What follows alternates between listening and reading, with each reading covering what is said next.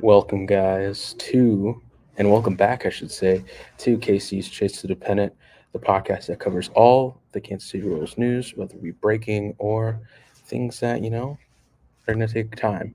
My name is Christian Martinez. Here with me, as always, is my co host, Kevin. Kevin, how you doing today?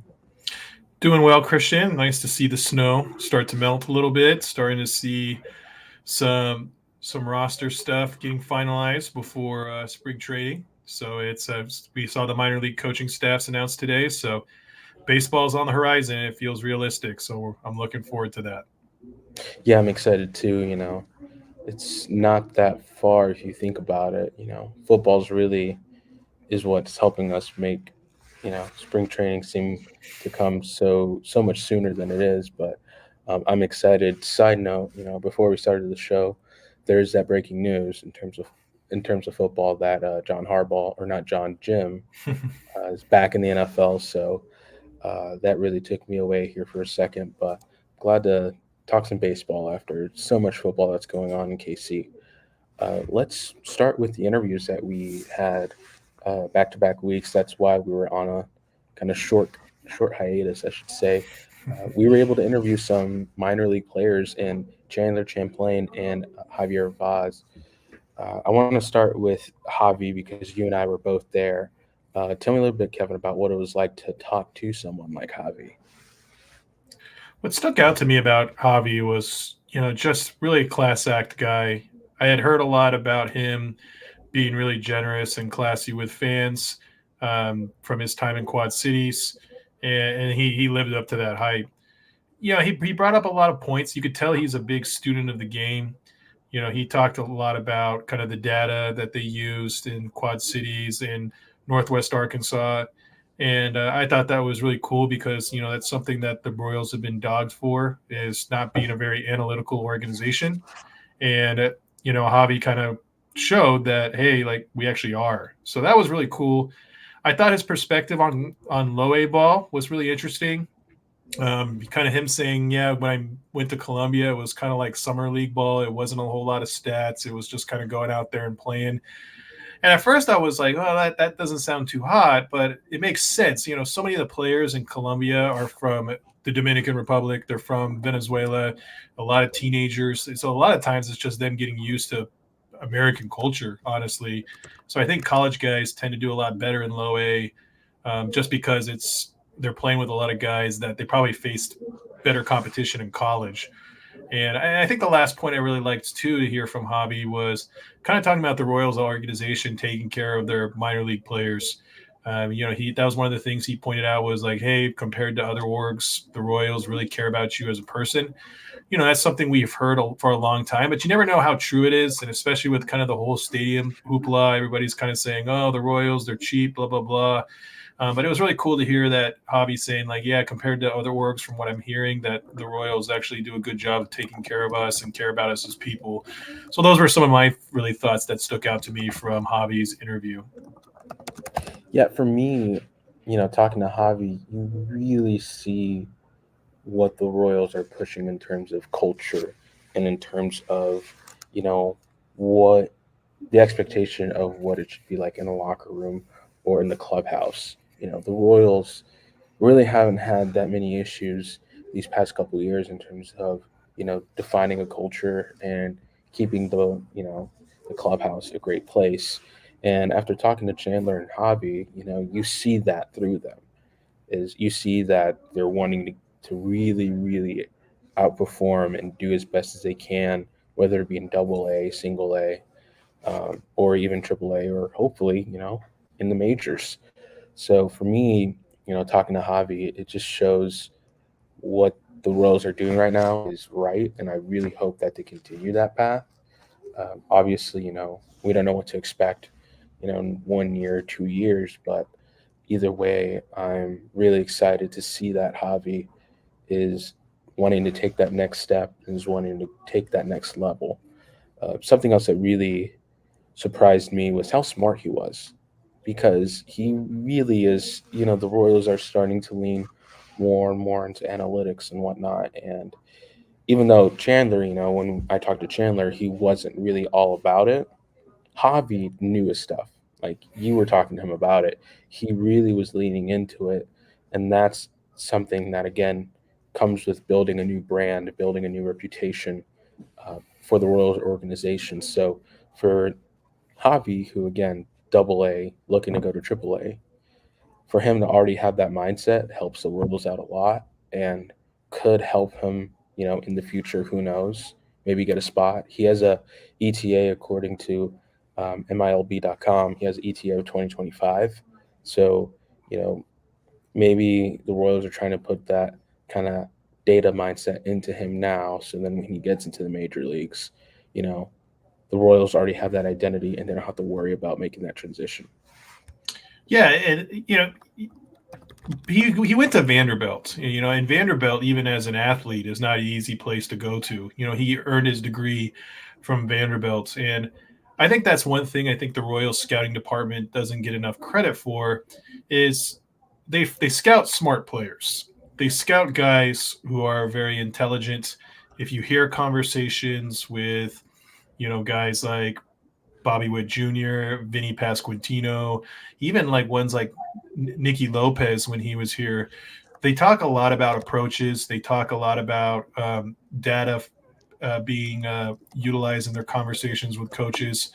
And I think that's one of the things the Royals do a good job of is like we're not just getting guys who are athletic and who are talented, but we're also getting guys who love the game and who have great knowledge about the game because they know that like, hey, your athleticism can only take you so far, right? Like your body is only going to take you so far, and so I like the fact that they're getting guys who love the game and can really study it, like those Zach Greinke types that can really have a long careers, hopefully at the major league level.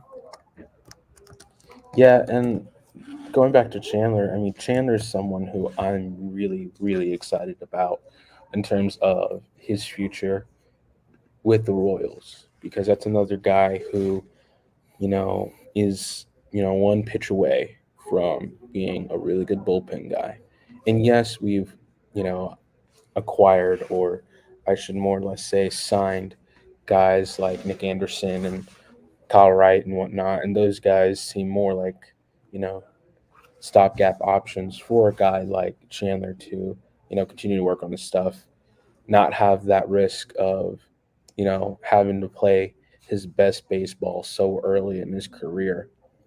So for Chandler, I think once he adds that secondary pitch, and I think he already has with, it's not a slider, it's one of his, it's a new pitch that he's wanting to add, and he's talked about it. I think if he continues to add, one more secondary pitch, really master it, I think you're going to see a lot of improvement. And again, Chandler's shown that he doesn't like data as much. He's more of an old school pitcher.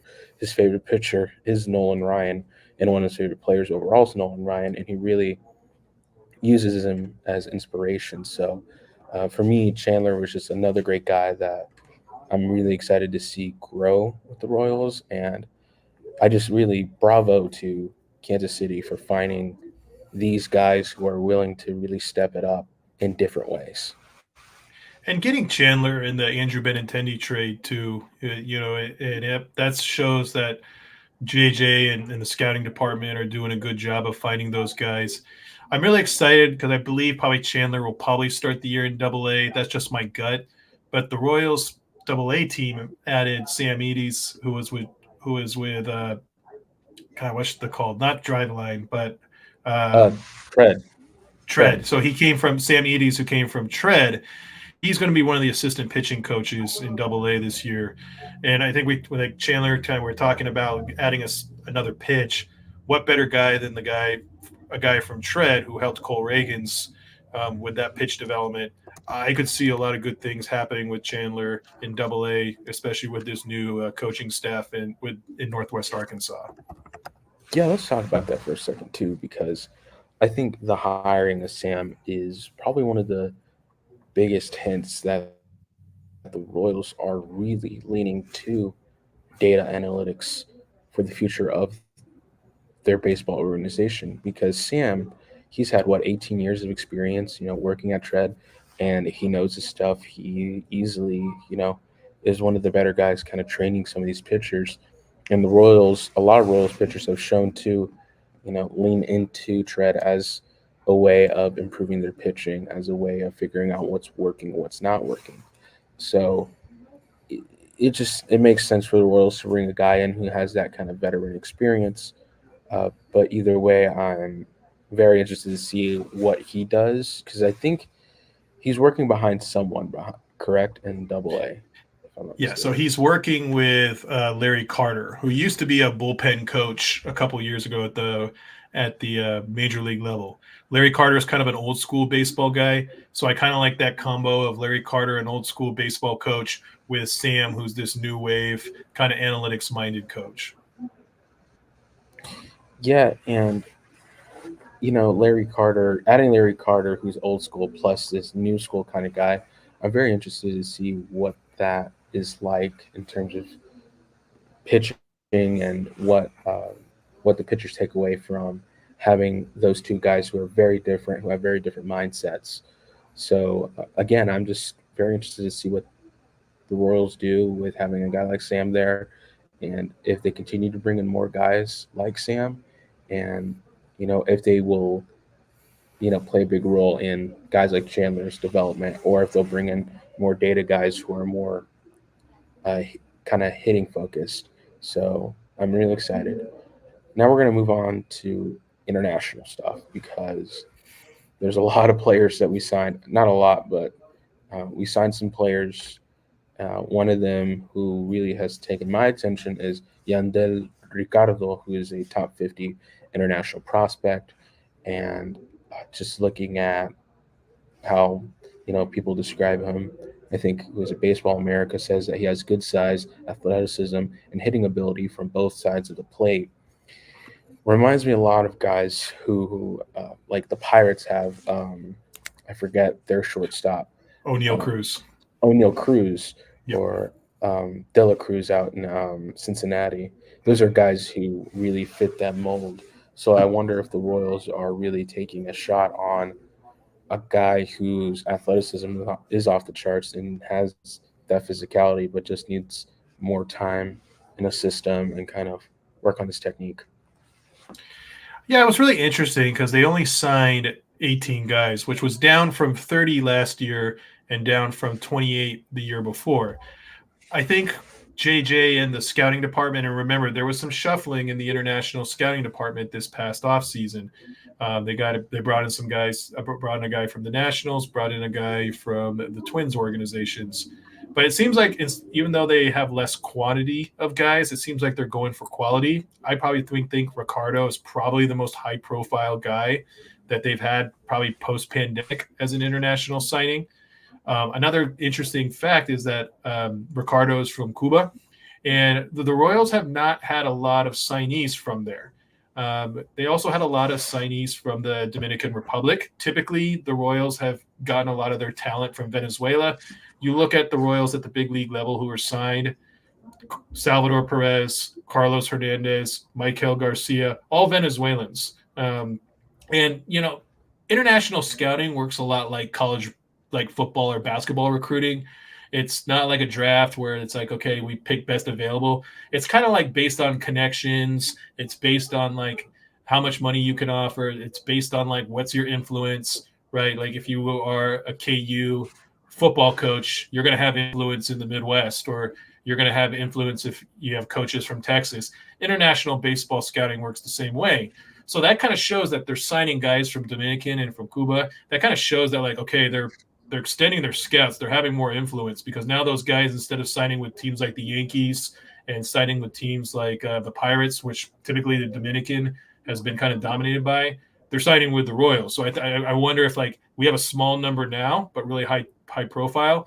Is that number going to go up in the coming years with high profile, but also big numbers too? You know what's funny? Here at UMKC, our head coach of men's basketball, he is a lot about international guys. I don't know why his name is blanking out on me right now. Marvin Oh, Menzies. Marvin Menzies, yeah. Yeah, he's a guy who, for example, was is well known for taking a guy like Pascal Siakam, who is an international player, comes in from Africa, and develops him into one of the best players in the NBA. And now for him, for Coach Menzies, he is all about international players, and it's not about just like if you're good at scouting, it's about people you know as well, because you got to know the right people. You got to know who has the best players, and you have to know which parts of certain countries are developing some of the best baseball players. In the case of the Royals, taking that college aspect or perspective into kind of a bigger perspective for the Royals, I think it is them, bringing in these type of guys who must have better international connections than the Dayton Moore era. Nothing against Dayton Moore and nothing against some of the guys you brought in, but you felt like there were a lot of hits and there were a lot of misses. And now, this new Royals era, this new Royals organization is trying to establish a better connection with, you know, more people, more countries, and, you know, different types of players. Because again, you make a good point. We really were focused on Venezuelan players. And, you know, uh, rest in peace, Ventura, but I don't know where he's from. But Dominican. he He was, was Dominican. Yeah. yeah, Dominican. So that's another guy who one of the few kind of international guys who really succeeded with us. But I think one of the things that Dodgers and a lot of these organizations have is they have an advantage with the international stuff because they have more connections. They have better connections. And for me, this is a really good sign as a Royals fan because, again, it shows that the Royals are, trying to make an impact in more places, not just in the places they're familiar with. Because again, I don't know how many Venezuelan players we've gotten in this cycle, but we're starting to focus more in different parts of the world or different parts of the DR and whatnot in Cuba. So to me, just looking at it, I'm not a big like knower of international signee situations, but this does give me a lot of hope that the Royals will continue to build connections around the world and try to bring in players who, you know, they have faith in, and take them through like a college like development, but have them more accessible to if they're really good at the age of 19 or the age of 20, they can get called up as soon as possible.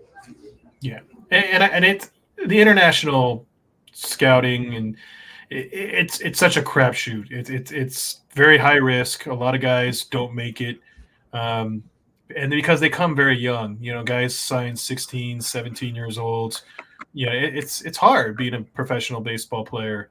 But like you said, I think the good thing is that we're seeing is the Royals are diversifying kind of their scouting circles. They're spending money on legitimate guys. Um, and I think that they're building those connections that I think are going to have long term value.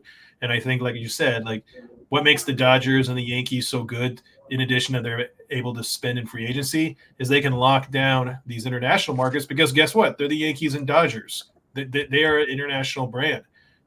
Hopefully, the Royals can kind of continue to grow their international brand and get some more players.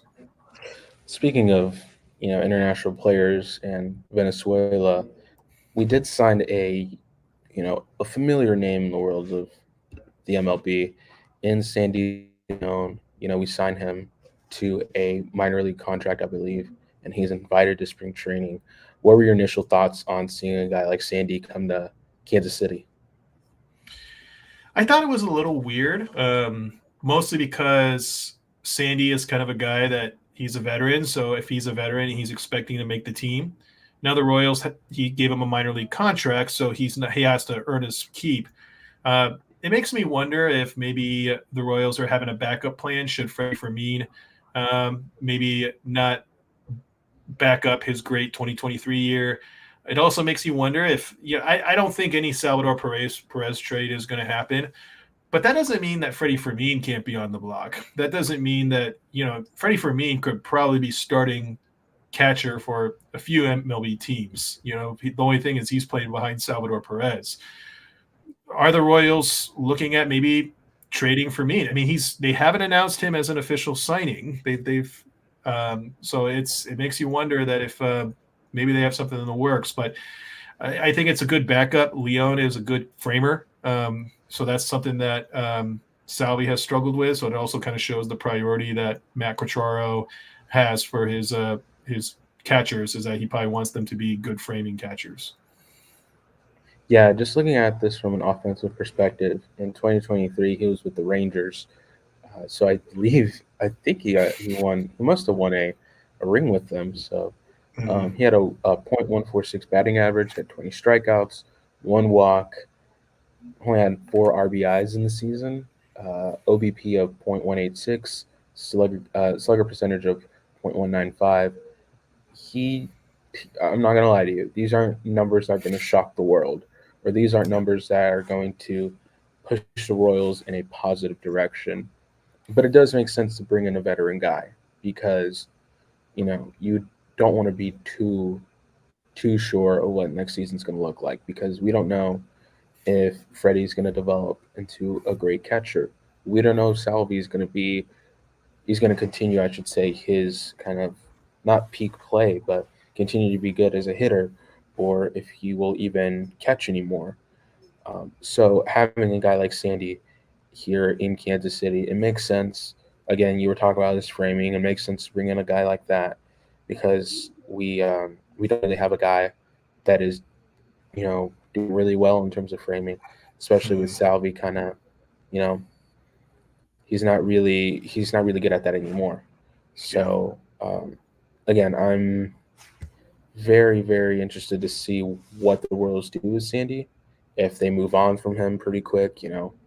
I wouldn't be shocked if he just is he's just here for spring training and then he leaves because this might be like his way of like trying to extend his career you know without having to sign a big time deal or a major league deal. Yeah. I mean, it's probably his alternative was either us on a minor league deal or probably played like in Japan or Korea if he wanted to continue his career, or Mexico maybe. So, it's a nice shot in the dark. Like you said, I think the thing about the Royals is they're saying, hey, we're going to have contingency plans. We learned that you can't completely rely on young guys. You got to have some veterans because young guys get hurt, young guys regress. So it doesn't hurt. Like you said, if he doesn't do well, guess what? He's an easy spring trading cut, and then you just move on. We'll get more into spring training a little bit, but let's talk about arbitration because you did talk about the possibility of trading Freddie Freeman, and we did avoid arbitration. I believe it was just mostly pitchers, right? Correct. So all our arbitration eligible players like Brady Singer and Kyle Wright, they all came to agreements. So there's nobody that's gone to a hearing, which is good because hearings can be kind of they can be hurt some feelings. And last year, Brady Singer went to a hearing, so the fact that they didn't have to go to a hearing this year probably means things are a little bit more amicable.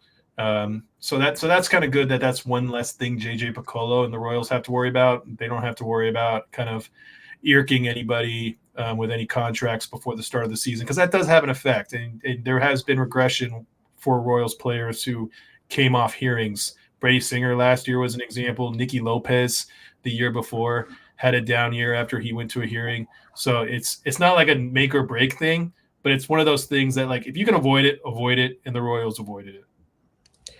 Yeah, and here we have, Bobby with Junior, MJ, MacArthur, Fermin, Garcia, and Reagans haven't been announced yet. You brought up this question in the rundown. Is there a legit possible, extension or trades coming in? I think if you're looking at extensions, you think more about Bobby Witt. So do you think there's going to be an extension there? I'll give you my thoughts on it, but do you think there'll be an extension? I think it's interesting that they didn't mention Witt. Like again, the Royals yesterday did announce that we came to contracts with a certain amount of players, and those five that you mentioned were not listed. That can mean a lot of things, but it's Bobby and those other four are under club control, so it's not like they can go anywhere. It's not like they can negotiate.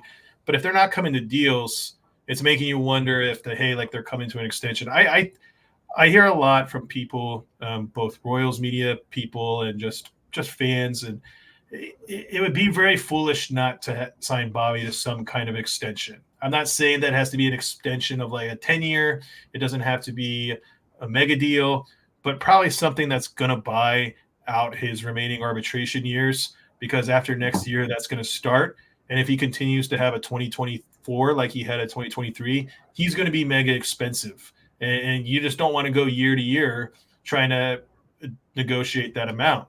So why not just go high, try to buy out 6 or 7 years, which I think is doable because he'll still be a free agent before his prime, before 30. So I think it's something that's probably on the horizon with Bobby. It wouldn't be surprising if they did something really big, maybe during the Royals rally week or something, make a big announcement about Bobby. But you never know. Yeah, for me, the two players on this list who really make sense, and when you say Garcia, we're talking about Mike Kell, right? Correct. Um, so actually, there's three players who I logistically see an extension. Bobby Witt Jr. is the most likely. I think you want to keep a guy like him in Kansas City because that really signals a lot of change since Dayton Moore's time here, and it presents this idea of the Royals are competing and they're going to do what it takes. Hopefully, it's not like a Colorado Rockies situation where they go out and sign a big guy like Chris Bryant and they're trying to prove that they're competitive, and then Chris Bryant has this like doesn't do great. He should be Sure. doing well, but that's also a different situation because Chris Bryant's a lot older. He's not Mhm. younger than Bobby Witt, but Bobby is the guy that I think will more than likely get extended. It would be really cool if he was extended right then and there during the rally because then that would bring in more people. It would, again, signal this transition in the Royals' history in general. And then, real quick, the dark horses for me though is Reagans and Garcia, Mhm. only because you saw what you did with Reagans after a season, and it would make sense for the Royals to try to get a cheap kind of contract with Cole Reagans right now because if he continues the way that he's been playing, he is going to command a lot of money, a lot that the Royals aren't going to be willing to pay, unless again, we could be wrong, but I still think that Reagan's proved a lot in the second half of the season, and while that is a very very small sample size, if you let him play like that for an entire season and then maybe next season, then you're not going to be able to get him back. Like Mhm. you're going to lose him pretty quick. And if you can get him on a 3 year or a 4 year or even a 5 year deal, get him cheap while he's at that position, it's a win win for KC. They get a guy who is going to probably dominate in MLB. Again, risky. And then it's the same way with Garcia because you don't know where you're going to get in Michael Garcia. He Mhm. showed a lot of promise last season, and you're seeing his winter league play, and it's telling you that he's ready to take that next step. Yep. And if you're the Royals, do you jump on that just based off of what these guys have done in a short sample size? Again, Garcia has played longer. He's had more time, but still, that's you want to bring in a guy. You want to sign a guy long term once he has like a good chunk of seasons played in the majors and has shown to develop over time. So I don't know what you think, but I think for me in that list, I think Bobby gets an extension, and I think people should look out for Reagan's and Garcia extension of some kind. Reagan's makes a lot of sense because of how expensive pitching is. Um, we have seen kind of the amounts that free agent pitchers are getting, how Tyler Glass now, what his extension was. But also, like, I think a good barometer for the Royals is looking at the Brewers. So the Milwaukee Brewers with Corbin Burns and Brandon Woodruff, they didn't sign them to extensions. They kind of went the cheap route and decided we'll just go year to year. And by that time, it was too late. By the time it was like they wanted to sign him to an extension, Burns is kind of like, "Hey man, I'm 2 years away from free agency. I'd rather just test my market." And things got real bitter between them. And I think the Royals see that. I think they see that with Reagans and goes, if he produces what he did in Kansas City over a full 2024, he's going to be one of the top 5 pitchers in baseball. Baseball, not the American League Central, not the American League, all of baseball. Baseball. And yeah, exactly. And you're like you said, you're not going to be able to afford him. He's going to be like, I can get a mega deal with the Yankees or the Dodgers, and I'll just wait it out, or I'm going to want you to trade me. And so I could see the Royals saying, you know what, let's get ahead of the game let's sign him to a 3 to 5 year deal, and let's try to keep the cost low so that we can build a competitive team around him. I like the Garcia one as well. I think that one you can go year to year, but again, if he does take the next step, I think you could get a real cheaper deal with him than you would with Bobby or Cole. And again, that gives you some flexibility because you're not having to worry about arbitration every year like you would with with some other teams that have done that. So I think your reasonings are right. I could also see James MacArthur. He could be a guy you could sign to a really cheap 3 to 4 year deal for probably like 8 to 10 mil total.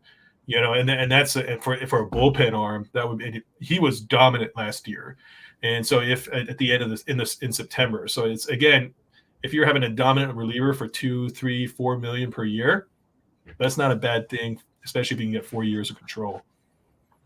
Yeah, you make a good point too. Again, pitchers are going to be super expensive, so it also would make sense to bring in James MacArthur and sign him long term, or sign him to like a deal similar to Nick Anderson, or just keep him around till 2025 or keep him beyond. Now, in terms of trade candidates, that's a different story because I do see, unfortunately, a guy like MJ and Freddie, being traded away. And to me, it comes down to this. We look at some of the guys that we've brought in the draft. They've all been catchers. I mean, Mm-hmm. Blake Mitchell looks like he's going to be the next stud in our catching system, and we still have other guys who, are up there in our pool, in our little pipeline, and there's no stopping them. Like, there's no way that we're going to prevent guys like Blake Mitchell to, come up and make a difference. So for me, if Freddie doesn't showcase like that he can both hit pretty well and have some kind of great defensive metrics, then he's a guy who easily I can see, getting chopped off quickly. You look at MJ. MJ is a different story because he went from catching, goes to the outfield, and now the outfield's packed. You have a Yeah. lot of guys who are really waiting for their opportunity, and MJ essentially is like the Daniel Sorensen right now of the Royals, or the Ben Neiman for Royals. For Chiefs fans, you'll understand what I mean. But MJ is really kind of preventing the development of some younger guys who could potentially make a difference with the Royals. And again, MJ has shown to have a great swing. He's done an okay job uh, throughout this regular season, but I don't know. He's not a guy that I think will stick around for too long. I think he's someone who, other teams might look at and say, okay, maybe we can develop him to be truly an outfielder, or we can bring him into our system and develop him as a catcher, or develop him somewhere so that we can take advantage of some of the things he's already good at and make it better. Um, oh, that's Jacob coming in with a great question. Does Tyler Gentry have a higher ceiling than MJ right now? I think so. I think Tyler would make this outfield a lot better than people think. Because, again, MJ is not really known for his defense. He's not really known for a lot of things on the outfield. I think he's kind of there because he's been up in the majors for a while. And he's a guy who is technically considered a veteran, more or less. But I think Tyler brings more of what you're wanting in that outfield in 2024, and especially in 2025. I don't want to see a guy like Tyler still be in the minor leagues by 2025. You need to bring him up, and you need to give him some reps in the outfield. And whether or not he starts, I don't know. But you, I think you see guys like Tyler, you see guys like Blanco, and you tell yourself, do you prioritize keeping MJ around just for those guys to not grow in the system? Or do you give up on the MJ Melendez experiment, send him out somewhere, go get someone else, and continue to kind of experiment with the outfield? I think you hit the nail on the head. Outfield is such a area of depth, and that was a great question of with Tyler Gentry. I think Tyler Gentry is one of the more underrated prospects in the Royal system. I think he doesn't get enough respect. He kind of had a slow start in AAA. He was one of the best hitters in Omaha. is down like in the second half. And the big issue with MJ is so much is tied to his bat. His defense in the outfield was not very good. Now he hasn't played a lot of outfield in his career, so is it just like he needs more reps, or is it just like he's just not a good outfielder? That's a big question mark, and that's a big risk, and that's hard to do when you play in a park like Kauffman Stadium that is very tough to play in defensively. We know that Nelson Velasquez, Hunter Renfroe are not like great defenders, but that's fine. Their bats are have the power upside. You can't have MJ and Nelson Velasquez or Hunter Renfroe out there. Um, I think you need to have somebody with some defensive competency. I think Tyler Gentry's shown that he can be competent defensively. Drew Waters has proven that he can be very solid in the corner outfields. So I just don't like, as much as I like MJ. You know, he's a good guy. He can hit some bombs. You know, when you go to the park and you see him a home run, those are some of the most fun home runs to watch because he does hit the ball hard. There's no doubt.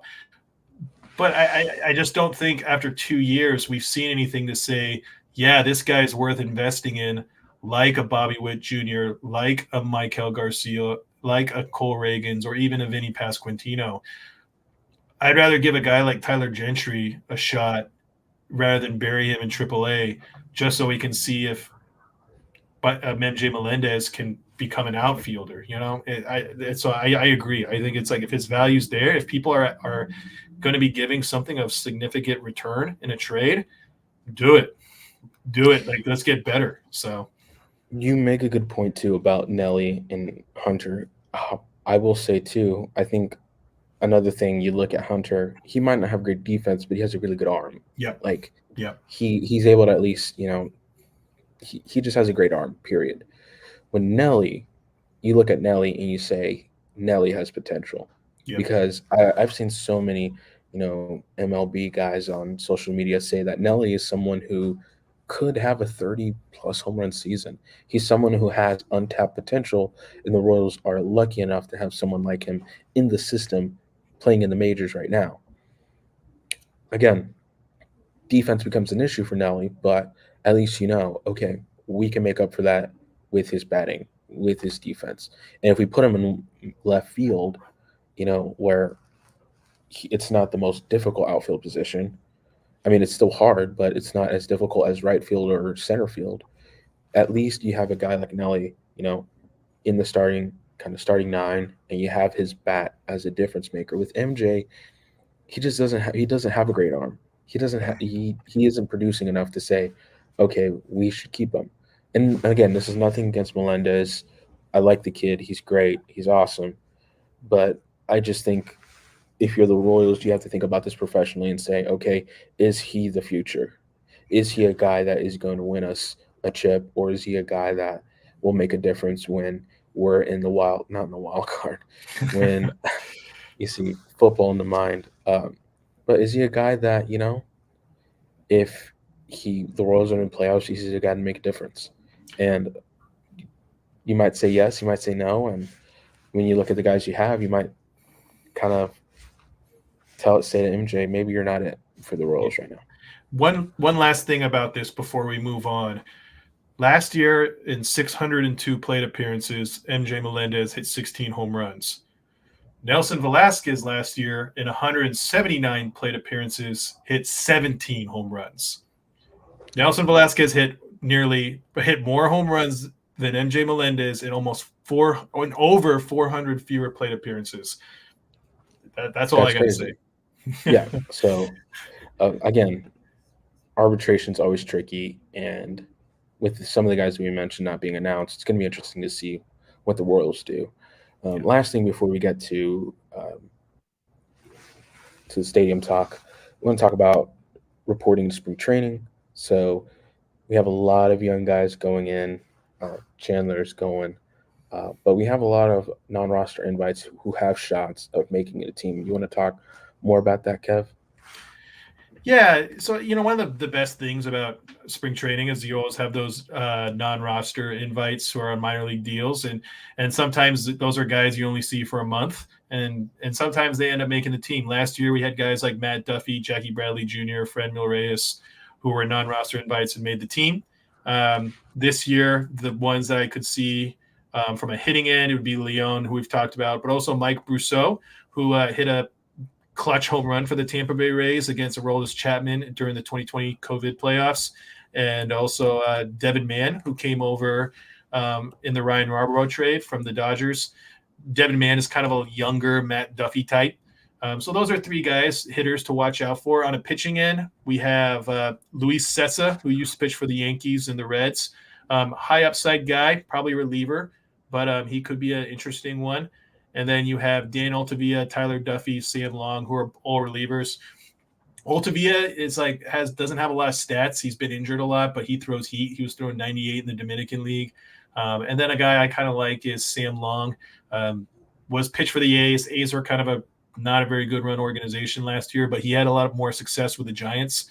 I think with a better pitching organization, which the Royals I think are better than the A's in the pitching department.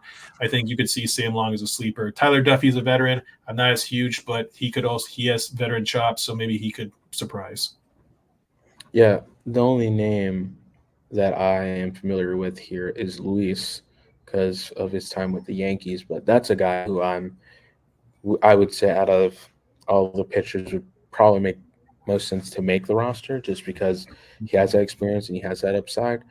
But in terms of hitting too, Devin Mann, a guy that could fill in that Matt Duffy role for the Royals if they even need it at this point. I know they have Garrett Hampson, and he's a guy who can easily kind of take up that utility position. But if you have a younger guy like Devin Mann, why not? And then again, we talked about Sandy Leon, getting that invitation. To me, Sandy is a guy who, again, would make sense for the Royals only if they look to make a move or if they look to, go somewhere else with Furman or even potentially Salvi. Again, I know that as Royals fans, we all love Salvador Perez, but unfortunately, at some point, with age and his contract, he's gonna leave, and I wouldn't be shocked if he leaves this year. I wouldn't be shocked if he retires as a Royal. Yeah. No one really knows at this point. No one really knows what's on the mind of Piccolo right now, but having a guy like Sandy come in and, get some time in with the Royals, it's going to be interesting to see if he sticks or if he doesn't. Absolutely. It'll be really interesting because that was one I did not expect, but I guess it makes sense if you're trying to say, hey, we're just trying to have backup plans. Now we got some of the Royals news out of the way. We're going to talk about something that, we've delayed for a bit. We haven't really talked a lot about, but it is crucial to the Royals, and that is the talks going on with the stadium. A couple days ago, I don't know if you guys have seen, I live in Jackson County, so I'm in the know about this a lot. But the city council, they were able to get some votes to override Frank White's veto. So now the tax kind of question is going to be on the ballot on April 2nd, I believe. Yep. And this is going to be a huge, huge, huge election in terms of the Royals because this is the first time that we can, logistically and realistically see a legit kind of move to go somewhere else besides out here in the sports. I forget the name of it again. Truman Sports Complex. Yeah, Truman Sports Complex. It's the first time that we can see either the Royals or the Chiefs leave. And again, it's hard for a lot of us to kind of think about, or it's hard for us to kind of realize that this will happen. But this whole baseball stadium situation has been really, really weird. And I think a lot of us are waiting for April 2nd to happen to see if we're going to get a stadium or not.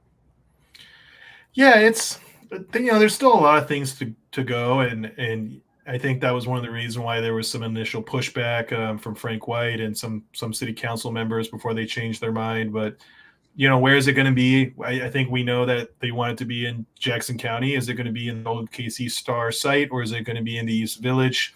Um, are the training facilities are going to be in the same? Especially, for the Chiefs and the Royals, I think that was a big concern because they have those facilities in Jackson County now. Is that going to move? Yeah, I'm always conflicted. I'm a partial season ticket holder. I've gone to an average of 21, 22 games the past 3 years. Um, would love to go more, but sometimes you just don't have the time. But as much as I love Kauffman Stadium, it would be nice to have a stadium in a downtown area that's a little bit more accessible. That's like, hey, I can go to a place, in the crossroads and take a streetcar to go to the stadium, or park somewhere and walk down. I think those are, you see downtown stadiums like, back where I came from, San Francisco, like Oracle Park, or even like St. Louis, like Busch Stadium. That those, it'd be nice to have that in Kansas City because, I mean, football games, it's all about the tailgate, and that's part of the culture. And I hope that, the Chiefs don't move out of Arrowhead because of that. In Kansas City, like, yeah, people tailgate on the weekends, but nobody's tailgating on a Tuesday in September for like a 6:40 pitch. Like, it's like, it's one of ththose things of, I like to see the Royals develop a little bit about that, but it's hard to support, like whenever like an owner has $1 billion, it's always a hard say, hey, we need some more money. It's also hard when you have the KC Current stadium is built with all private money. And so, I'm sure there's a lot of like, hey, if the Current can't do this, why can't you throw in more? There's a lot of politics there. I don't like to throw my hat in the ring on there, but it's that's going to be an issue. And I think that's going to be something over the next few months. We're going to see if the Royals have a plan for it and how they can convince voters, because there's a lot of angry people out there with, about Kauffman moving, because people have great memories. They don't want to lose those memories. But I also don't want to lose the team either. Yeah, and that is always the pros and cons of when something like this comes up. Is it's either we get a new stadium or the Royals are going to move. And there have been so many times in so many cases in the world of sports where this issue always happens. I mean, the most recent example, the Buffalo Bills, who didn't just lose, but they lost to the Chiefs, 27-24. Not to put that out there or anything, but the Bills, they wanted a new stadium. They're tired of, not that they're tired, but they realize that they're competing. They have a roster that will compete with Josh Allen and whatnot, and they need a new place to play.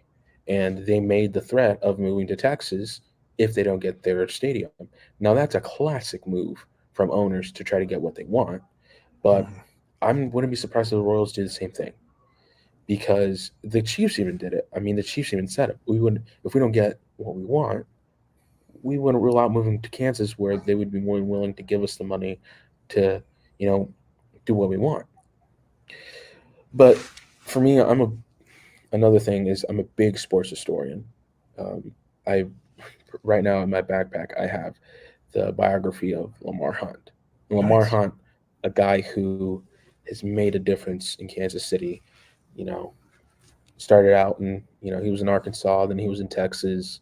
Grew up in the Cotton Bowl, created his own team in the Dallas Texans, and he brings them to KC. Works a lot with the people here in Kansas City, with the city council, um, with Kauffman and whatnot, and he brings the Chiefs here.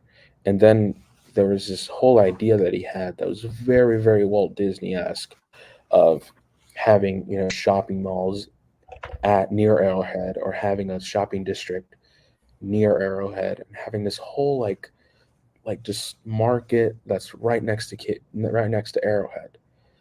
I can see why the Chiefs are wanting to do this too, because because Clark Hunt might want to execute that vision. Because if you Mhm. think about it, the Chiefs see this as a benefit in the case of like Royals move. You have a big space that, yes, could be used for tailgating, but more realistically, it can be used to, have bars, have restaurants, you know, build like, what Chicago has, or what LA has, or what even New York has, is having like this whole like mini town surrounded by Arrowhead.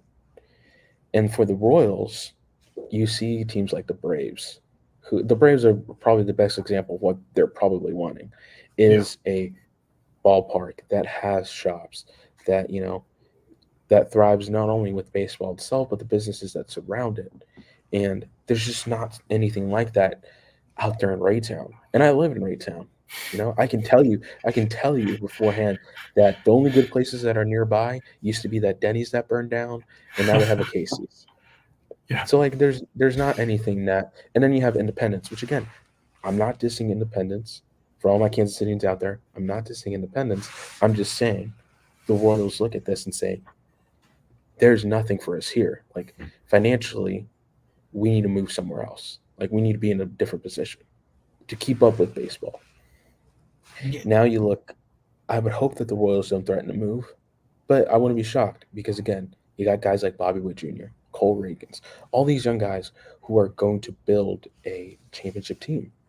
And it's going to be interesting what happens with the ballot because I see this either going two ways. Either it passes and everyone gets what they want, or the Mhm. Royals are going to, they're going to say, okay, looks like Jackson County doesn't love us. They don't care for us. They don't want a sports team anymore. We're going to move elsewhere. Yeah. And who knows where they can move. And I'm not going to predict that right now, but it's just going to be interesting. And it's going to there's going to be so many kind of different parts moving in this situation. But I hope, I just hope that the Royals stay in Jackson County and they find the place that they want. But again, I would not be shocked that if it's not passed, the Royals threaten to leave and they start talking to other cities. Yeah, I feel that Kansas City loves their sports teams too much for that to happen. I think Jackson County knows how much stake they have in the game to let that happen. A lot of people say like, oh, they'll move to Nashville or Sherman will threaten to move to Nashville. I don't see that happening. I see it. He would go to Johnson County. He'd go to Wyandotte County, um, maybe Clay County again. And I think if the Nashville thing was real, we would see something where he would sell the team to like a Nashville investor, and then the Nashville investor would do it. It would be very similar to like the Sonics when they moved. Howard Schultz, who was CEO of Starbucks, sold it to Clay Bennett from Oklahoma City. And then he said, oh, yeah, like I'm Oklahoma City businessman, but I'm going to be running the Sonics. Don't worry about moving. 1 year later, oh, yeah, we're moving. Well, that's predictable. You live in Oklahoma City. So that would be something that I would think would happen. I know people talk about Kroenke and the Rams moving, but those are also guys that have national businesses. Like they're like national, like Sherman is really like if you look at his background, it's really centered in Kansas and Kansas City, Missouri. It makes no sense. He has no ties to Nashville. But you never know, right? Like if maybe Sherman just says, you know what, if I can't get the stadium, I'll just give it to somebody else and they can handle it from there. What would you want in the new ballpark? Like, if you somehow miraculously had the decision to be like, okay, I want this in the new ballpark. For me, the Royals and Kaufman, we talk a lot about, advantages for some hitters and the disadvantages. And I know that for some people, it can be hard to hit um, homers in Kaufman. So I wonder if Kansas City will make this new ballpark possibly more home run friendly. Like again, Coors Field is different, but like you know, who knows if they'll make a more home run friendly ballpark. I think that's going to be priority number one. You know, I think when they originally built Kaufman and it was more of a pitcher's park, but the game was different back then. You know, like the game was more about singles and speed and defense, and those are still important. But you got to hit home runs to be successful. And you look at some of the clubs who got the most out of their players. Look at like, for example, Minute Maid Park in Houston. That park was tailor made for a guy like Jose Altuve. You know, I'm not sure Jose Altuve has the career that he has if he didn't play his like 81 games a year at Minute Maid Park. So I like for them to kind of make the dimensions a little bit more hitter friendly, at least especially for home runs. So it might be a little bit easier for us to score runs rather than relying on really big bashers who have to hit legitimate home runs every time.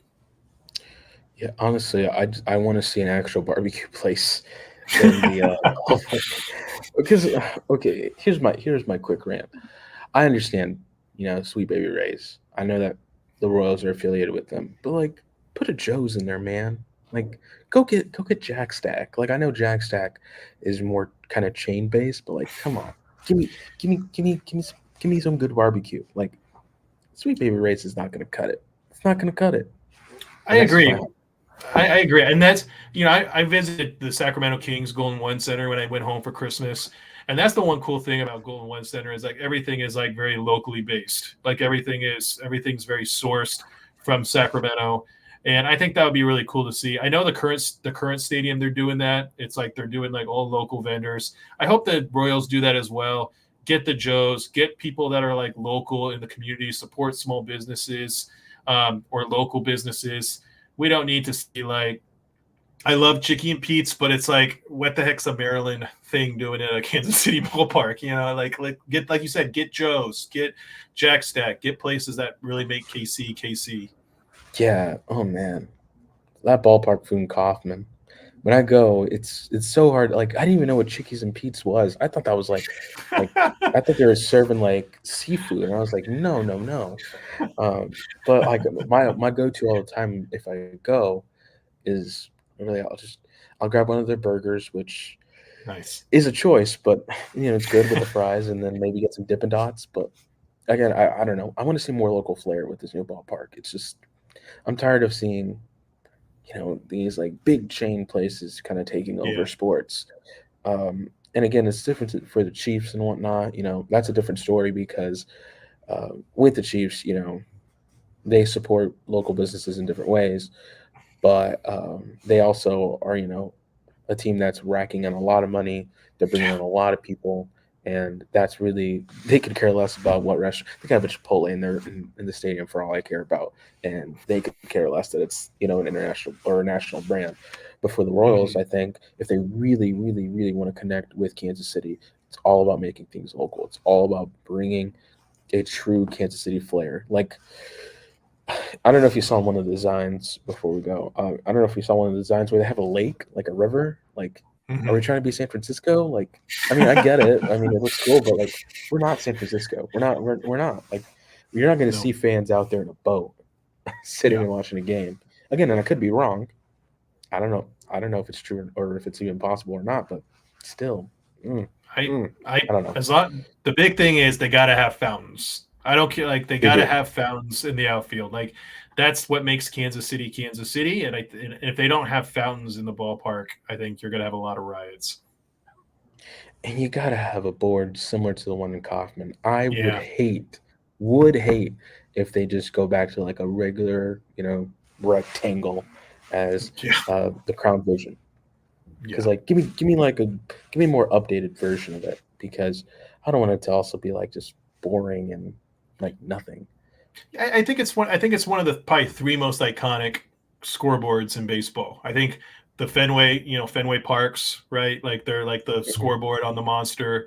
I would say probably Wrigley Field's like big green, which is now digital, which is weird, but it's like the big green scoreboard. And then I think you got the Crown Vision. So it's like I think you're right. Like I think you got to have the fountains, you got to have the Crown Vision. Other than that, you guys can do whatever the heck you want with the park. Just keep those two things. Yeah, I'm afraid that they're gonna pull a Chicago Bears where uh, they're gonna try to do too much and then they're gonna turn Kaufman or the Royal Stadium, wherever it goes, even worse. But I think that's going to be pretty much it for the show. We really appreciate you guys watching us. Hmm. There was a lot to catch up. I know that Kevin and I, we both have been doing a lot outside of Casey Chase to the Pennant. And real quick, shout out to Kev, who writes excellent, excellent content. If you go to our channel Thank you. and you go to our links, you'll be able to click and go to his website to read a lot of the stuff he's writing. So I'm just plugging it in real quick for you, Kev. But go read his stuff because Kevin's legit. Kevin's Thanks. legit, guys. I appreciate it, Christian. I appreciate the work you're doing on the ruse, man. I know like you're in the heart of basketball season right now. Yeah, man. Oh my goodness. I'm not that I hate college basketball, but I'm ready for it to be over, man. You can feel the I can feel the stress. It's just so hard. It's like having to watch every game, and then you get like so stressed out over over just like a basketball game. And with football happening too, like with the NFL and then you got college basketball, I'm like, I just need baseball to come around so I can not have to worry so much about I get it. all these kind of high pressure games. But either way, thank you guys for keeping up with us at Chase to the Pennant. We appreciate y'all. I'm Cristian Martinez, and that's Kevin. We will see you guys next time. All right. See you guys.